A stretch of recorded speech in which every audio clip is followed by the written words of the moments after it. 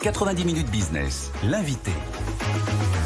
Avec nous ce midi, Claire Balva, consultante indépendante, experte en crypto-actifs. Bonjour Claire. Bonjour. Merci d'être avec nous dans 90 minutes business. On va commencer par ce qui se passe aux États-Unis parce que évidemment, il y a beaucoup de choses qui se passent en ce moment dans le secteur des crypto-monnaies. Si on regarde que les cours, c'est pas folichon, mais il y a vraiment des raisons à ça. Ce qui se passe aux États-Unis, c'est déjà une vague de sanctions sur le secteur. La SEC qui a Binance et Coinbase dans le viseur et qui multiplie les actions contre ces grandes plateformes. Est-ce que c'est le bon moment ? C'est amusant que l'Europe ait choisi de réguler quand les États-Unis choisissent de sanctionner. Exactement. La même semaine, on a donc le règlement MiCA qui est publié au Journal officiel européen, voilà. Et les États-Unis qui, effectivement, via la SEC, poursuivent en justice Binance et Coinbase, donc les deux plus grosses plateformes d'échange du secteur. Et par là même, ils s'adressent à toute l'industrie. En fait, ils s'adressent aux deux plus gros acteurs, mais ça va concerner aussi l'ensemble des plateformes d'échange, puisque pour Binance, les poursuites sont très sérieuses. On parle même de manipulation de marché. Mais en fait, pour les deux plateformes, ce qui est commun, c'est que la SEC considère que certaines crypto-monnaies sont des titres financiers.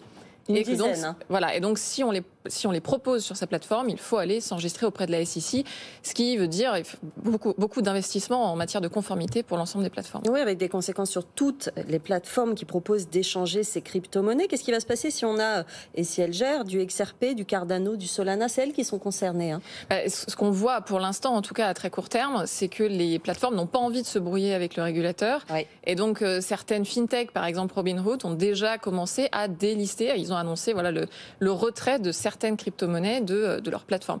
Donc on s'interroge en fait sur ce que va donner ce bras de fer entre les plateformes qui, pour certaines, sont vraiment en désaccord sur même l'analyse juridique de ces crypto-monnaies comme securities, et la SEC qui considère être dans le droit chemin et faire son travail. Bon, après, ce sont les conséquences des scandales, différents scandales qu'il y a eu dans le secteur bancaire ces derniers mois. C'est de la prudence. Tout à fait. En fait, ça fait plusieurs années qu'il y a ce débat entre securities, commodities, que les autorités américaines ne sont pas d'accord. Mais il faut se mettre à la place aussi de Gary Gensler, qui est le patron de la SEC. Oui. Avec l'affaire FTX, que les autorités américaines n'avaient pas vu venir, aujourd'hui, ils se disent mieux vaut sanctionner fermement plutôt que de risquer une nouvelle affaire et là d'avoir vraiment l'air stupide en fait. Jean-Marc. Oui, par rapport à ça, moi j'aurais deux questions à vous poser. La première, c'est qu'on a dit aussi qu'au Royaume-Uni, on avait décidé d'appliquer les règles concernant les jeux d'argent sur les gens qui sont...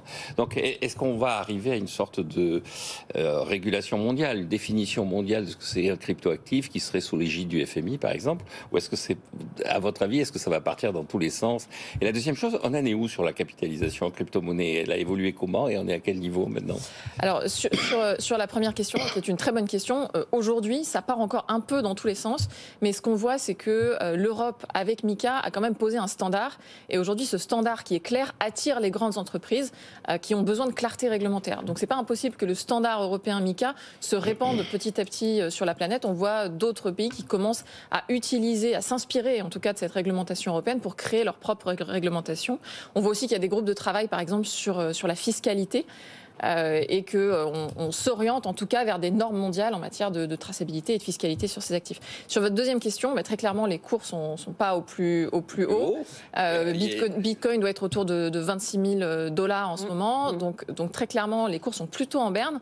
Ce qui ne veut pas dire pour autant qu'il ne se passe rien et que ça n'intéresse plus personne. Quand on regarde ce qui se passe techniquement, le nombre de développeurs actifs, par exemple, le téléchargement de librairies, de code, on voit que ces indicateurs sont toujours, pour le coup, au beau fixe.